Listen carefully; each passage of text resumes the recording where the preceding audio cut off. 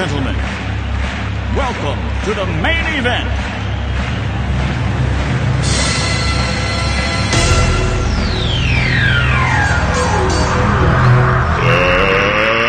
Let's get ready to rumble!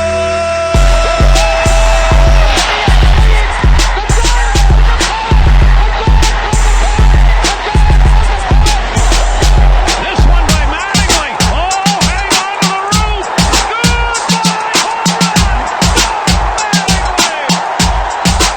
Montana looking, throwing in the end zone. 5 seconds left in the game. Do you believe in miracles? Yes! Little roller up along first. Behind the bag. It gets through Buckner. Here comes Knight, and the Mets win it.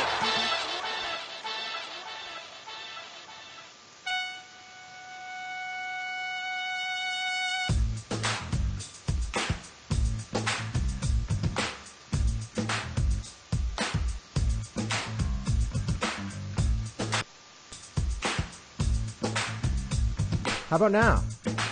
Oh, there we go. All new sorts of technical difficulties. This is crazy. All right. Well, anyway. Saturday. It's not the most fun.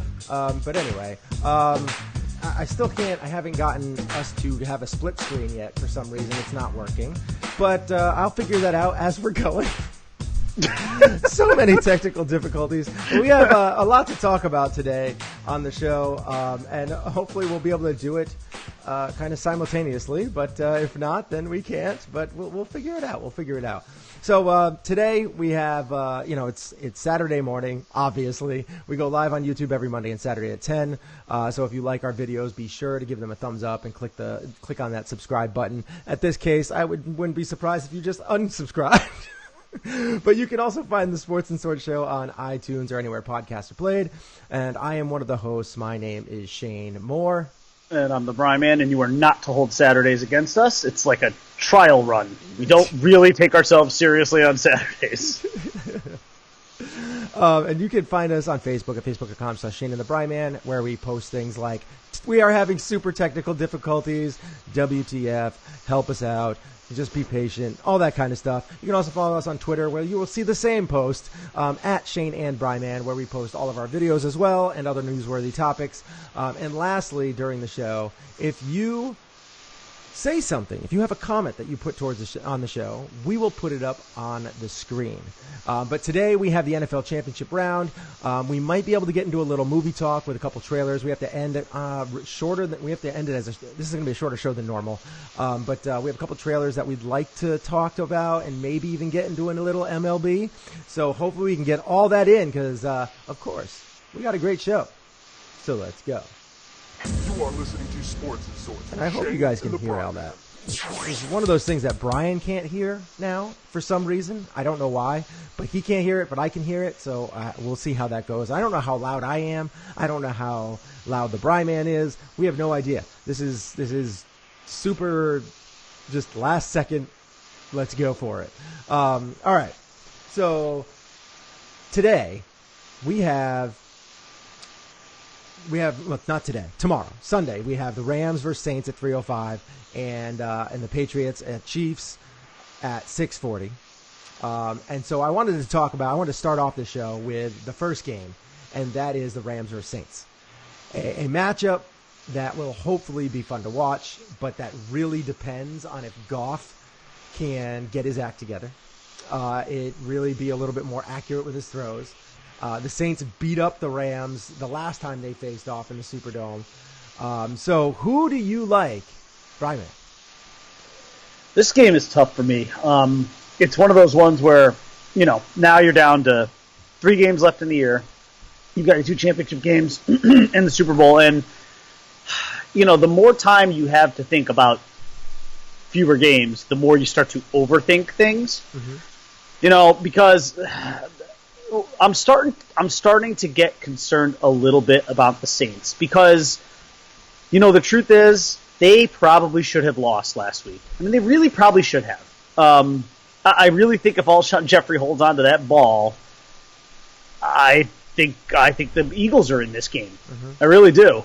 And I think this game is in LA, and I think the Rams probably win. And I'm just starting to worry, and then you've heard some stuff this week about Drew Brees' arm too, that, he may have some pain, something might be wrong. And let's be honest, that offense goes through him. It really does. Yeah. So, that being said, I don't want to, I don't really want to get too far off of what my initial thought was, which was that the Saints would win this game. The one thing you have to be careful of in the NFL is it's so week to week. You can play poorly against one opponent one week, and then you can come out and look like world beaters the next week. And that stuff happens in the playoffs too. That is not limited to, week by week regular. It's not just a regular season thing. And let's remember the other thing here too is that you only get one chance in the NFL. You don't get to play a team 5 times or 7 times. It's not a best of series. It's one and done. So, and you have to win every game when you get to the postseason or you're out. So I don't want to put too much into last week's game and the fact that the Saints looked a little bit lackluster. You know what? Let's try and give the Eagles some credit. But the last time that these two teams played, it was a shootout in the Superdome, and the Saints won. I think it's going to be more of the same. I think there's going to be a lot of points scored. Although the Rams' defense is definitely playing a little bit better, I don't know. I trust Drew Brees and the Saints in the Superdome. It's going to be hard for Jared Goff, I think, with his limited playoff experience, going into one of the louder postseason venues in sports and being able to pull off a win. Because, the bottom line is the Rams, as good as their offensive line is, I think the Saints are going to be prepared for that. They're not going to just let the Rams run through them en route to getting to a Super Bowl. I think the Saints are going to try and stuff that line as much as they can. They may put 8 in the box and really depend on, man-to-man coverage with some of the Rams' very talented receivers. These two teams match up very, very well. This is as hard a game to call as it was the first time they played. Yeah. And especially, and the one thing you have to like a little bit if you're the Rams is that now they have some experience playing against the Saints. They've played in this environment. They know at least what to expect going in there. But now you got to amplify a little bit because this is the NFC Championship game. All this said, I liked the Saints in the first game when they played each other, and I like them again. I like Drew Brees to go back to another Super Bowl. I think the story of this year is hopefully going to be Drew Brees getting one more ring, because I would love to see him get into that next tier, that tier where he's with guys like Ben Roethlisberger, where he's with other guys who have won multiple championships, like Eli. He kind of gets himself into that, but he's better than them, though. Oh, yeah. But by having 2 championships, it really puts him into that another level. It puts him really into that top 4, which I kind of already think he's actually almost at anyway. But I think it really solidifies him there. But I like the Saints here. I think it's going to be a big scoring game. I've got 31-26 Saints. 31-26, huh? I don't know what the spread is, but I think I actually might have the Saints covering because I think the spread is closer. 31-26. Who dat? Back in the Super Bowl. Yeah. So Clint agrees with you. He posted Saints ! And then he also said, "World beaters. It's not limited to when you are just playing the Bills." You guys are so hard on your team. I mean, I'm hard on the Dolphins, but I think with maybe even better reason. At least you have like your future quarterback. Yeah, we just got him. Possibly. I know, but that's something to be really excited about. As of right now, he could turn out like Tannehill, though. I mean, come on. We don't know because it's so early. I don't know. He looks different to me. I think he does too. But him and Darnold look like legit. I think a lot of the young quarterbacks that came out last year look good. But you never know how it's going to be because, this league just is so fast. It'll be very interesting to see how that turns out. But so I think we are rightfully. I think we are just in our positions on the Bills. That's how I feel like they have played and performed over the last 2 decades that we are well within our right to do that. But to throw a big floppy. Oh no, sorry. No. That will be making an appearance a little bit later today. I would hope so, even though I won't be able to hear it. I know. I'm sorry. It's your reaction to it's always nice. We'll figure it out. I'll figure out how to get that back on. I don't know what the deal is. I don't know what's going on with the new configuration that I got going on, but there's something up. All right. So, I am with you with the score, kind of. Because I like the Rams being a little bit more healthy on defense than they were the last time they matched up. Yes. I feel like McVay is a head coach that can make changes and will come up with a better big game plan for this game. I do think it will be a high-scoring game affair. I don't think it's going to be like 47-40, but I do think it's going to be more like 30-27. I do think that we're very, very close then. I do think that having Aqib Talib back for this game will help against Michael Thomas, who abused them last time. Yeah. But I think that Talib that Talib is a better matchup against Thomas than Peters was. And don't forget about Sue and Donald coming for Breeze. That's going to make him uncomfortable, and he has proven this year when he gets uncomfortable, he makes a lot of mistakes, which is something that you didn't really think was going to happen with Drew Brees. He's so experienced. He's been doing it for so long. But the height is an issue when he gets a lot of pressure. Sure. So, look at the Saints. I mean, they're going to put up some numbers, and I do believe it will revolve around the Saints' run game. And if that works really well, then I think they will be hard to stop. And the Rams' run defense is susceptible. I have the Rams in this one, though, coming out on top, 30-27. Wow. With the Rams using a balanced attack and taking advantage of big plays both on offense and on defense. So we are split here. Good for you for sticking with your preseason, because in the preseason I had Rams Patriots as my Super Bowl, and I veered off of that obviously with this pick, but I still feel good about that pick though. Yeah. So I just feel like Goff is going to get it together. They're in the Superdome, and this will be a true test for this team. Like, this will be the true test if they can handle the moment, if they can go into the Superdome and win. That is huge. That is absolutely huge. That's something that you should mark on your belt. That's a notch on your belt. That's something you can take with you to, like, a Hall of Fame type career. Is we went into the Superdome and beat the number 1 seed to get to the Super Bowl. So absolutely. That's a huge thing. So you have the Rams of Los Angeles going to the Super Bowl. Yes, the Los Angeles Rams. Very nice. Okay. So let's get into the Patriots versus the Chiefs in Arrowhead. That I want to emphasize in Arrowhead, because this is more of a in this situation in Arrowhead. It's kind of like Green Bay was, because, you'd go into Green Bay. It's kind of a nice environment for them. But this is more of a modern-day Brett Favre at quarterback, more mobile Brett Favre, I feel, a more creative Brett Favre.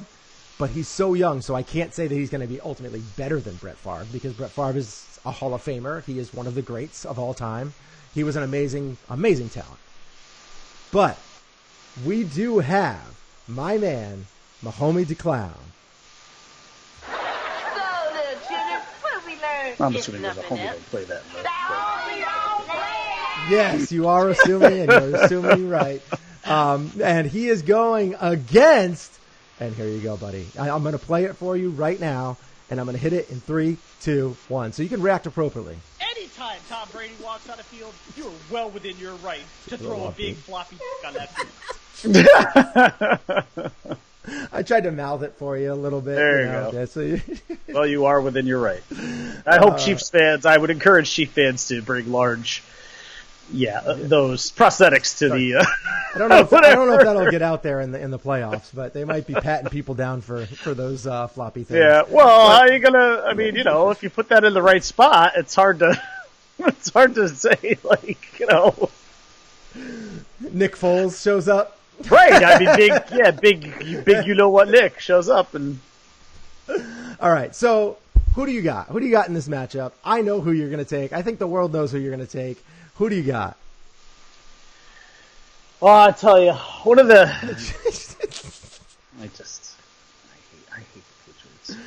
But I do believe that God likes to torture me in little ways every year. And one of those ways in which he or she does so is by throwing the Patriots in the Super Bowl so that I have to stress through it and can't enjoy a Super Bowl. Mm-hmm. I mean, what? The Patriots were in the Super Bowl last year. Mm-hmm. They were in the Super Bowl the year before that, right? When they played the Falcons, correct? Mm-hmm. Yes.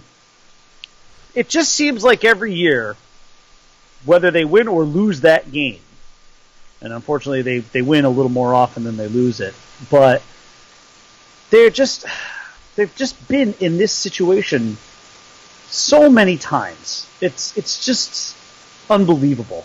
And they he's in the Brady's. This is his 8th championship series in a row. Yes, 8th championship game in a row. It's just unreal. It's absolutely unbelievable. I will throw out a statistic for you though. He is 0-3 on the road. Yeah, he's not good on the road. I get that. And again, here's where you don't want to overreact to things you saw last week, because last week the Patriots absolutely ran the Chargers out of their own building, ran the Chargers out of the Patriots building, and that game was never even close, nor was it ever in doubt. It was just an absolute beating. The Chiefs, on the other hand, they looked pretty good against a Colts team that admittedly, though, did not play very well. The Colts did not play well. They were kind of sloppy.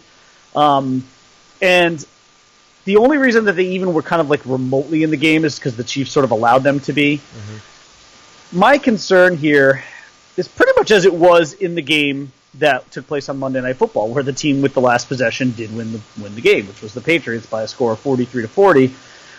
And I'm concerned here that the same thing might play out. I don't doubt that the Chiefs will be able to score and score often. But I'm a little bit worried that if this game is close in the third and into the fourth quarter, as I suspect it will be, that nerves will start to creep and doubts will start to creep into the Chiefs' minds. I think doubts will start to creep into Andy Reid's mind, wondering if... Now, look, Andy Reid got a little bit of a monkey off his back last week, okay?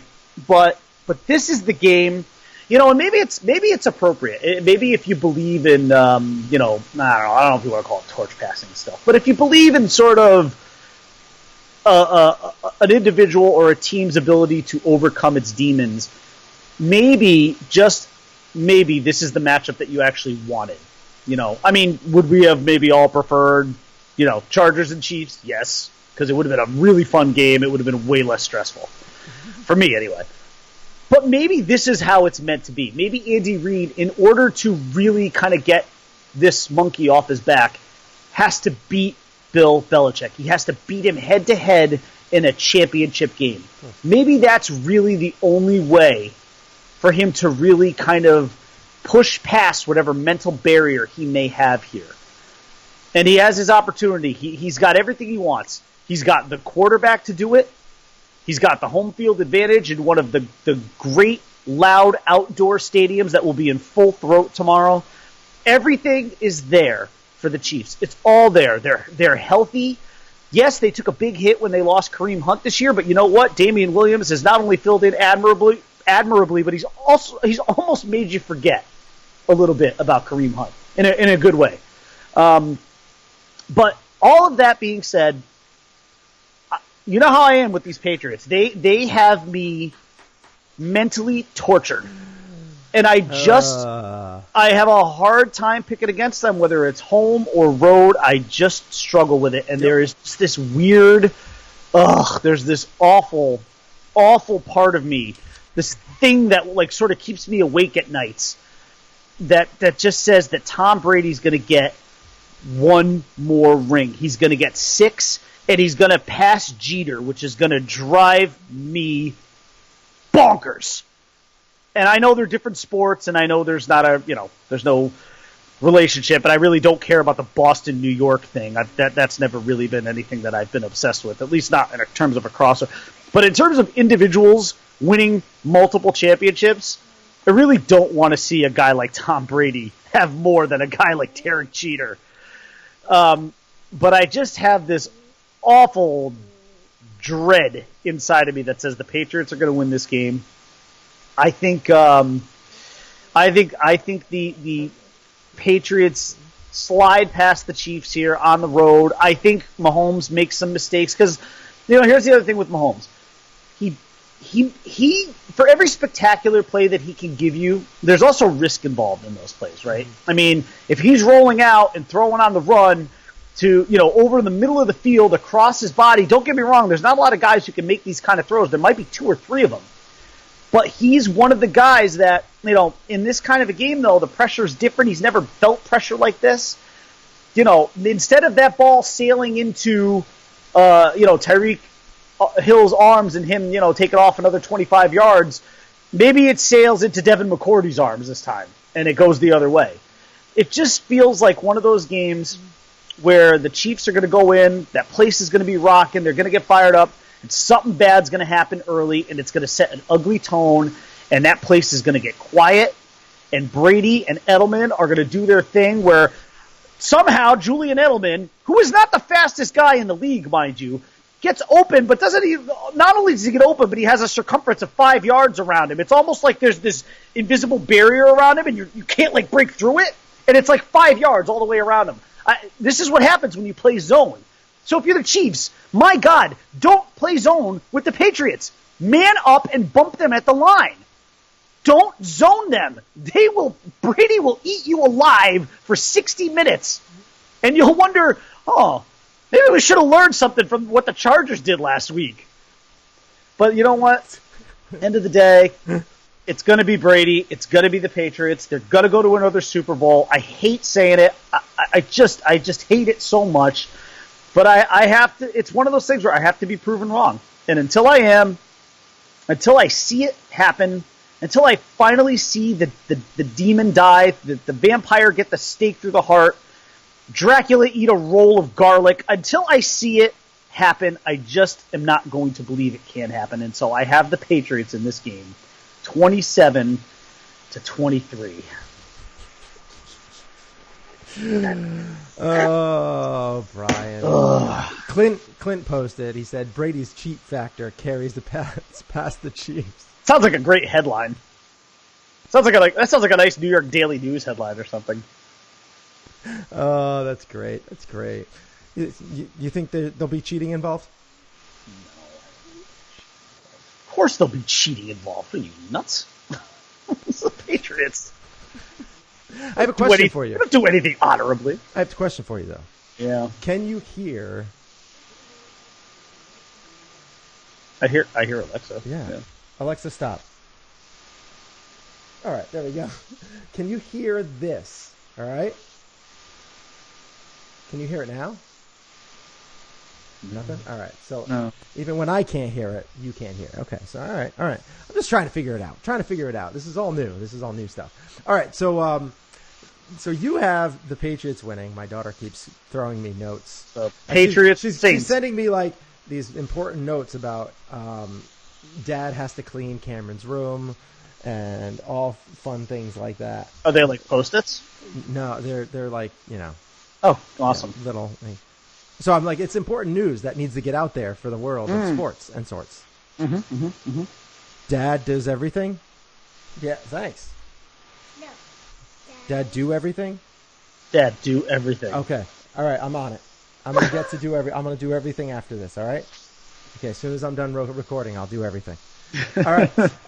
Okay. So you have him winning 27-23. I knew you couldn't pick against the Patriots, but even though they rolled back time last week and looked like the old Patriots team, I still don't think they can win it all this year. The Patriots are masters at game planning. They are masters at finding weaknesses and exploiting them. They are masters at the bend, don't break defense. And I have to give them credit for making it a little further than I expected this year. I did say they would not make it to the Super Bowl. And I do not think they will make it to the Super Bowl. But let me go a little further into that. The Chiefs, on the other hand, have the most explosive offense in football. They have a quarterback who is a wizard on the field, a guy who you say could make some mistakes, and yes, of course he could. I think he can overcome some of those mistakes too. They have a defense that has been getting healthier and healthier as the season's gone on. And even though they did lose Kareem Hunt, as you mentioned, Damian Williams has filled that role so incredibly nicely. I still think he's a little bit more of a flash in the pan. I don't see that being a long career. I probably even see them possibly trying to look to fill that void maybe next year and keeping Williams as his backup. But so I think what's going to be the most interesting here to me about this whole game is what the game plan is for the Pats. What are they going to put together to slow down this offense? Do they just plan to outscore them because the Pats feel that they have a better defense? Or do they have a plan to isolate one main option? Do they plan to keep Mahomes in the pocket because he's most dangerous when he leaves the pocket? I don't know, but I am excited to see it unfold. And I have the Chiefs winning against the Patriots in a high-scoring affair. Their rematch this year is going to end at 40-35.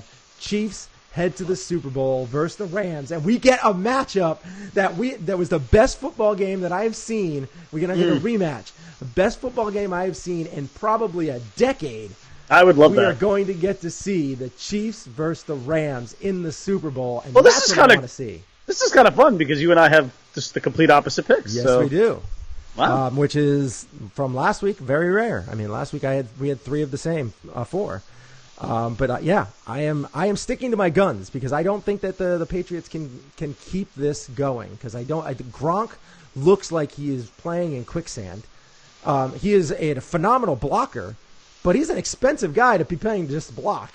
I think he really actually might retire after this. I mean, he's kind of said it. He's kind of said as much. So he said this might be his last year. So there is a chance that he might retire. I mean, he's a very expensive, blocking receiver. I mean, a blocking tight end.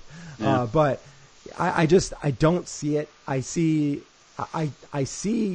Andy Reid, who is a much more experienced coach, doing something a little different than the Chargers did last year against a very young coach, a head coach in the NFL with Lynn. I think that there is the experience factor will help the Chiefs on defense. Yeah. And the offense, they are just going to do what they do because they do it so well. And the thing that I love about the Chiefs against the Patriots is they have so many weapons. So many weapons. You can't just take away one option. Unless you try and take away Mahomes. But the problem is, even if you try and just keep him in the pocket, he has Kelsey, who's one of the best catching tight ends in football. He has Tyreek Hill, who's one of the best. He's the fastest receiver in football. And then on top of that, he's got pretty good, darn good hands. And then you have Sammy Watkins running around. That's an extreme. That's so many options that it's just absolutely outrageous that they were able to get this way. And if they had Kareem Hunt, I mean, you could just do whatever you want. Yeah, they still kind of almost can. Yeah, they can. I mean, Williams has been good, and so I'm expecting him to get somewhere between 75 to 100 yards on the ground, and I'm expecting Patrick Mahomes to just let it loose and spread it around between his receivers. He's going to have 2 or 3 touchdowns in the air, maybe 4, because that's what he does. He might throw a pick, of course. But here's the one thing. Here's the one thing. If you're the Chiefs, score first. Yes. Get up on them. I said that against the Chargers last week. I was like, you guys get on the board first. Yep.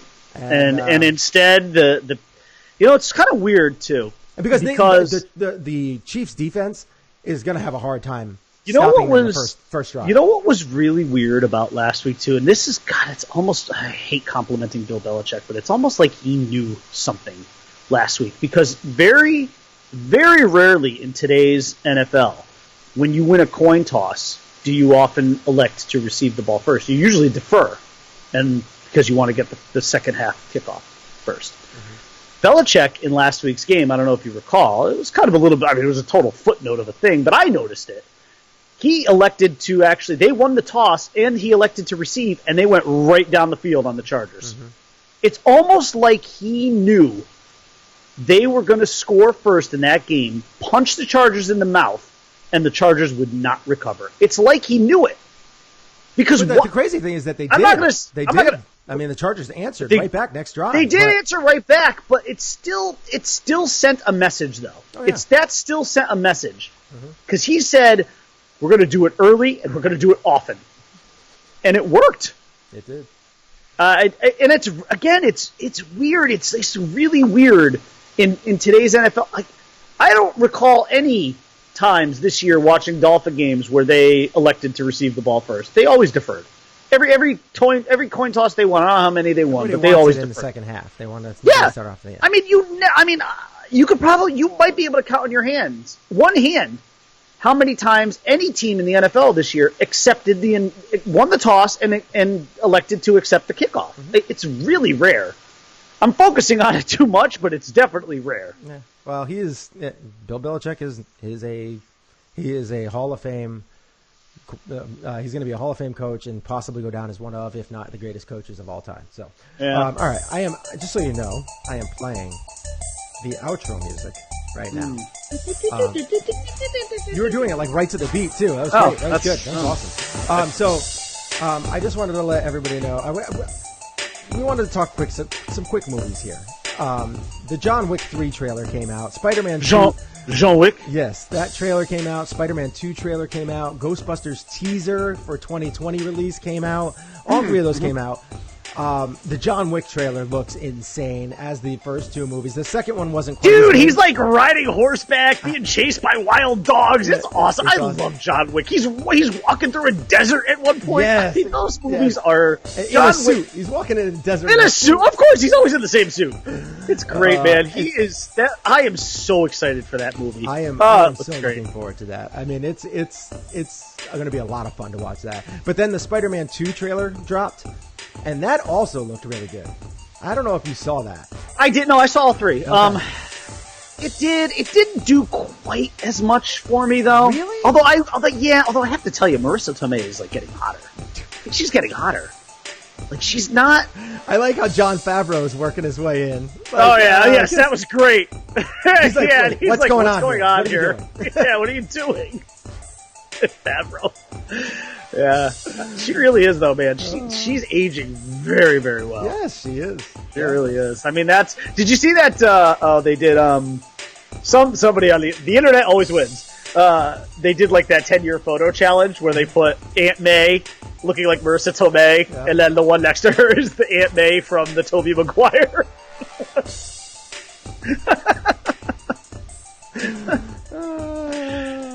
Oh man! Wow. Yeah. No, I mean Far From Home looks good. I think we're gonna have a lot more MJ in this one, which is cool because I like. Who's the girl that plays? Is that what's her name? Is it?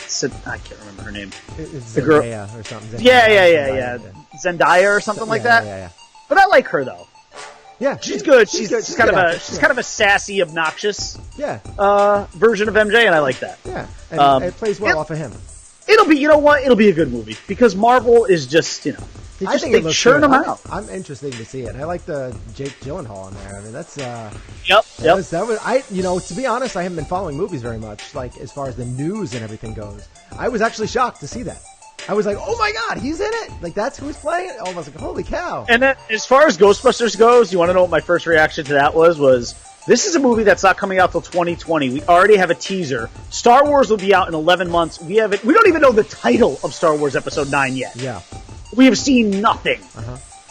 Come on, Disney. Do better. We need something for Star Wars. It's still the movie that I'm most excited about this year. I just saw Han Solo. I texted you about that. Yes, you finally watched Solo, and you said it. And I said it was a lot of fun.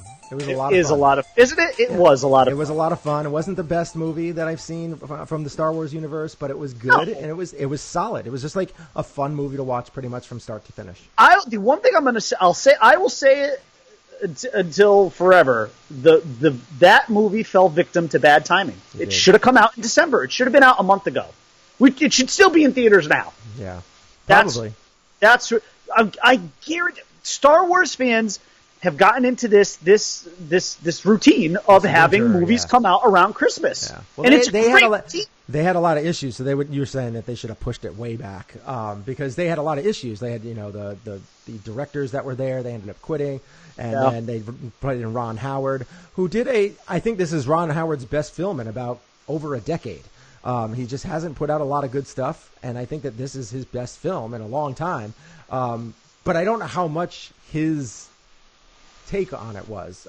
It was good. Yeah. I enjoyed it. I'm going to give it a little bit of a kudo there because it was a good movie. I enjoyed it quite a bit. But yeah, the Ghostbusters teaser, I was kind of like, that's cool, the Ecto, but I was like, that's all I'm getting. It looked like but I mean, come on. They haven't even, like I'm saying though, I mean, you have something for Ghostbusters. You know the whole cast cool. is coming back. I'm glad that they're coming back. It's coming back with a teenage cast. By the way, I think the cast should be the Stranger Things kids. I mean, why not? It's coming back with a teenage, so it's going to be... I think it's a teenage cast. Yeah, I think that's what they said. Really? Why not just do it with the Stranger Things kids? It'd be great. Why is it Ghostbusters 2 then? No, it's Ghostbusters 3. Is it Ghostbusters 3? Yeah, it's Ghostbusters. Well, because they're going to be the older guys, Murray and Aykroyd and Hudson are probably going to all be like mentors to these younger Ghostbusters. But yeah, it's a teenage cast though. It's primarily being cast with teenagers as these new Ghostbusters. I gotta check that out. I totally missed that. I thought it was Ghostbusters 2. Ghostbusters 2 already. Oh, you thought it was like a sequel with the women? Females, yeah. No. Nope. This has nothing to do with that completely. This is going right back to that one bombed, but I thought they were just going to give it a shot because it got some people enjoyed it. But I like that Ghostbusters. Me too. I thought it was fun. I thought it was good. No, this is the original cast plus new teenagers that they're going to probably be mentoring. That's the I think that's what I've heard so far.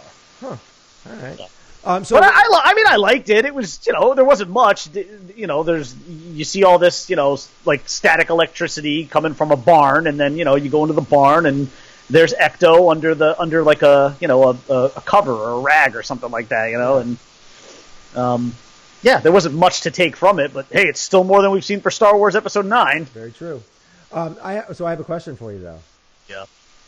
Just before, this is like the last 2 seconds before we sign off. There's no signing of Machado or Harper yet. Usually the secondary talent take a while to shake out, but not this year. The Stars are taking their sweet, sweet time, which is very annoying, and I've actually am over it now. That's what they've done for me, is they've actually made me over them. Like I'm so done with this off season. And I know that there's some people I think talking about it with the MLB office is about, possibly, all right, you guys got to shake this stuff out sooner. Like it's bad for the players, it's bad for the teams to start them so late because things need to get adjusted. You need to start doing this a little bit sooner. But on the other side, we got everyone's favorite moron, Ottavino. Can you imagine how much he will get booed if he doesn't play well? Yeah, he's gonna get hosed. You know what though? I'm clearly not a fan of him because I worry about his mental capacity. But the one thing I will say for him that was made very clear because you heard an interview with his dad is that his dad. I like the way his dad put it too because I think his dad said something to the effect is it was sort of like very rarely do in this life do you kind of like get what you want. Yeah. And he said this is something that Adam really wanted was a chance to play for the New York Yankees. So. And this is one of those rare opportunities where if you look at the contract that he signed, 3 years and $27 million, which is, I think, pretty good. I mean, I wonder if he could have gotten more elsewhere. Maybe not a lot more, but maybe a little bit more. But to me, this sounds like a guy who got a combination of a contract that he would be really happy with in a place where he very much, almost desperately wanted to play. And so, you know what? He moved up a tick. A little bit, in my opinion, there, because I like guys who like to play for the Yankees. I like guys who willingly sign in New York, who are of, quality caliber, and have the back of their baseball card says that they're pretty good baseball players. And I like guys who choose New York because, generally speaking, they know what they're getting into. Cool. If you get traded to New York, it's not you don't necessarily. Sometimes that's not, almost all the time it's not your choice. But when you sign there, you make a conscious decision to play in Gotham, and you know what that comes with. And I do have an admiration for guys who do that. All right. So we are done with. He's still an idiot, though. Still an idiot. Strike out Babe Ruth, he'd bat 100, a buck 40, all that kind of stuff. It's great. It's good stuff. All right, so you can find our show on Facebook at facebook.com/Shane and the Bryman, on Twitter at Shane and Bryman. You can find the show at our website, which is www.sportsandsorts.libsyn.com. And, be sure to check us out on YouTube live every Monday and Saturday at 10 a.m., barring, of course, the technical difficulties. And I hope you guys enjoyed the show today. You can find me on Twitter at IronHortnersFinkel. You can find me on Twitter at _Bry_man. And that is pretty much it for our show today. If you guys want to have anything, you can always email us too at shaneandthebryman@gmail.com or whatever you want to do. You can post during the show. Thanks, Clint, for joining and posting. We really appreciate it. And go ahead and give this video a thumbs up and share it with whoever that you think is might be interested. Even if they're not interested, share it with them. Maybe they will be, because we talk all over the place. Yeah. It's good. We're all over. We're all over the place. All right. Yeah. And hopefully I'll get this whole soundboard thing fixed. It's ridiculous. Yeah. I'm just a hack. Can't have that kind of crap going on Such Mondays. a hack. Hey, Martin Luther King Day on Monday. Yes. I'm not working. We could probably have a longer show to really break down and dissect these games, and we'll see. I mean, we'll see. We have time. That stuff needs stuff. That is true. We still have time constraints. Yes, we do. So, all right. See you Monday. Peace Go out. Chiefs. Stay classy, Planet Club. Go Chiefs. Go Rams. Let's make this the best Super Bowl that we've had in decades. Yeah. Come on. Keep you know who out of it. Yes. And then we're going to have a week where we can start talking about basketball. Yeah. Holy cow. Yeah. Little Rockets, little Spurs. Yeah. Little Lakers. The Lakers. Celtics. LeBron, hopefully. He was on the deal. I mean, it's so long. It's just not the same without him, No, clearly not. Yeah. The Golden State Warriors, all crazy. Always, being mean to each other, but then nice to each other. They're so weird. They're an unhealthy relationship. All right. See you later. Peace out. Bye. All right.